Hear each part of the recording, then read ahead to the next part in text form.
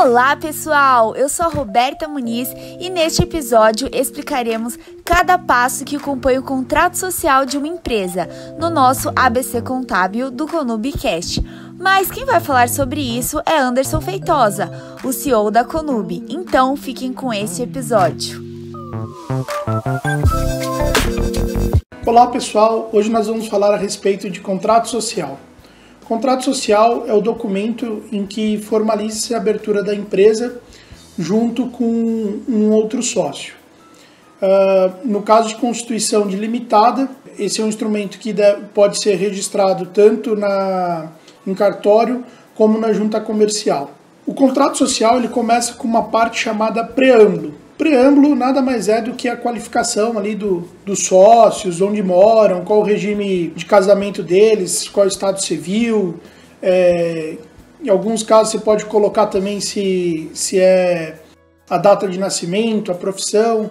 Então esse é o preâmbulo, onde você qualifica as pessoas da sociedade, que vão compor a sociedade. Seguindo uma estrutura de capítulos, a gente pode colocar no primeiro capítulo do contrato social, onde será a sede da sociedade, o prazo de duração da sociedade e a denominação social. O capítulo 2 trata sobre o objeto social. O objeto social nada mais é do que a atividade que a empresa vai exercer. Havendo dúvida como fazer essa descrição, a gente recomenda aí que você pegue parte da descrição do CNAE, que é o Código Nacional de Atividade Econômica, porque você afasta a dúvida com relação à descrição do objeto social e qual que é a tributação da sua atividade. O capítulo 3 é o capital social. O capital social ele é dividido em cotas, né? Então o padrão é utilizar cotas de R$1, mas também havendo necessidade, você pode usar cotas de 1 centavo. Então, uma vez definido o valor do capital social, e se vai ser dividido em cotas de R$1, 10 centavos, 1 centavo, você vai ter que fazer a divisão entre os sócios, né? Sempre lembrando que a soma da divisão tem que ser 100%. Você pode ter ali dizendo que se a empresa tem ou não um acordo de cotista, colocando que existem acordos que estão depositados na sede da empresa. Isso porque a empresa ela é muito mais dinâmica do que os documentos societários. Então, você faz um acordo com o teu sócio, bate um contrato, vocês assinam e não faz alteração do contrato social. Então, essa aí é uma dica dizendo que documentos societários estão arquivados na sede da empresa. No quarto capítulo, a gente dedica para a administração.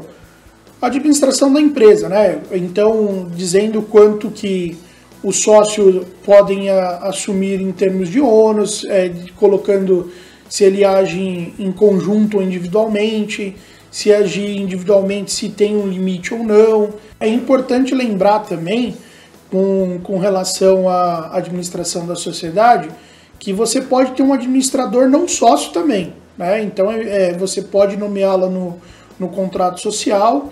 Esse administrador ele precisa também ser definido quais os limites de atuação dele. No capítulo 5º, nós temos as disposições com relação à Assembleia Geral dos Sócios e os livros. Nessa parte do contrato social você faz como pode ser a Assembleia. Então, até se colocar se pode ser por meio eletrônico, se tem um sócio que está numa outra cidade ou fora do país. Então, é bom deixar isso bem definido para tornar o ato válido.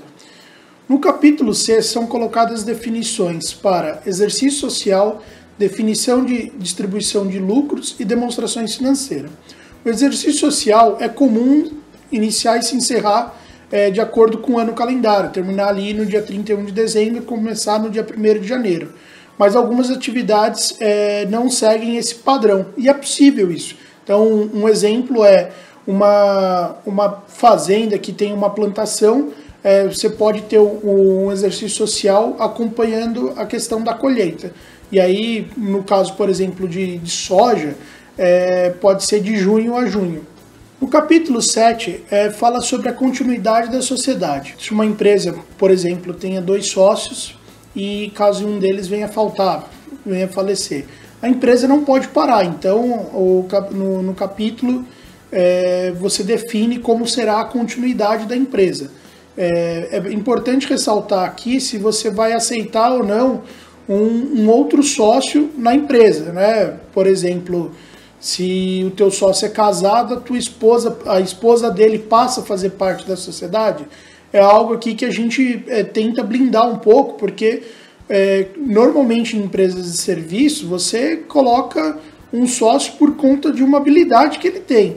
Então, se esse sócio vier a faltar, a gente estabelece como que se dá a sucessão e como deve ser pago as cotas da sociedade para a esposa. No capítulo 8, nós falamos das cotas e da distribuição de lucro.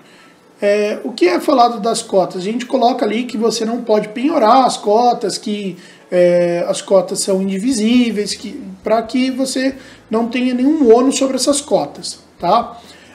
E com relação à distribuição de lucros, a gente coloca que a distribuição de lucro pode ser desproporcional. É importante frisar que se você estabelecer em uma ata de reunião em que a distribuição de lucro será proporcional, o fato de estar escrito que é desproporcional aqui não tem nenhum problema. Então você está ratificando a distribuição de lucro. No capítulo 9 nós falamos de transferência de cotas e cessão do direito de preferência. Isso nada mais é do que você não pode transferir as cotas ou seus sócios para um terceiro sem comunicar os demais sócios e ter autorização desses sócios. Então você tem o direito de preferência para vender as cotas e teu sócio vai ter o direito de preferência para comprar as suas cotas antes de um terceiro. No capítulo 10 são colocadas as condições para retirada de sócio e exclusão de sócio. Então é importante que a gente elenque uma série de possibilidades em que o sócio vai se retirar ou ele vai ser excluído da sociedade. Vale lembrar que no artigo 1085 do Código Civil é prevista a exclusão por justa causa de sócios. No capítulo 11 são tratadas as soluções de controvérsias. Então pode ser que ocorram desentendimento entre os sócios e se eles não conseguirem resolver isso amigavelmente para ir no judiciário, é adotada uma câmara de arbitragem.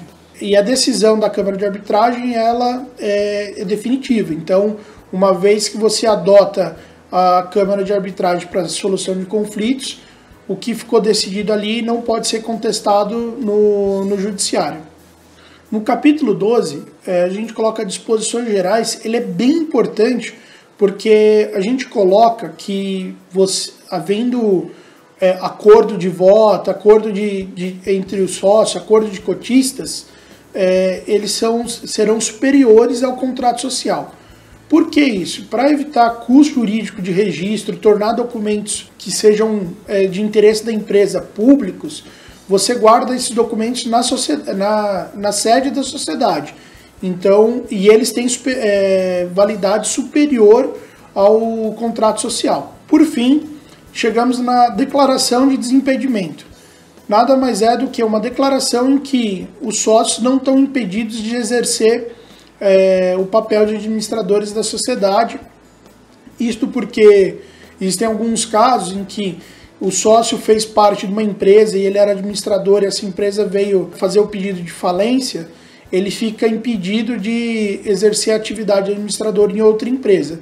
Então, neste caso, ele está declarando que não tem nenhum processo que impeça ele ser administrador da empresa. Por fim, aí chega a parte de assinaturas, todos os sócios devem assinar. Lembrando que para ME ou EPP é dispensado o reconhecimento de firma. Então, basta a cópia autenticada do documento do sócio e para ser entregue na junta comercial. E nesse caso, é confrontado se a assinatura está próxima do RG ou do documento que vai ser entregue na junta comercial. E na parte de testemunha, vale lembrar que se colocado o RG da testemunha, tem que colocar qual que é o órgão emissor e qual que é o estado. Isso porque o RG ele tem validade por estado. E quando você coloca só o número, o vogal da junta comercial ele pode recusar o contrato social só porque você não colocou essas 5 letrinhas.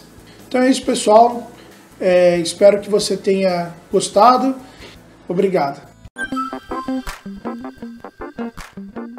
Este foi o nosso episódio sobre o contrato social e fiquem ligados porque na próxima semana lançaremos um novo episódio por aqui. E não se esqueça de nos acompanhar nas redes sociais. Até logo!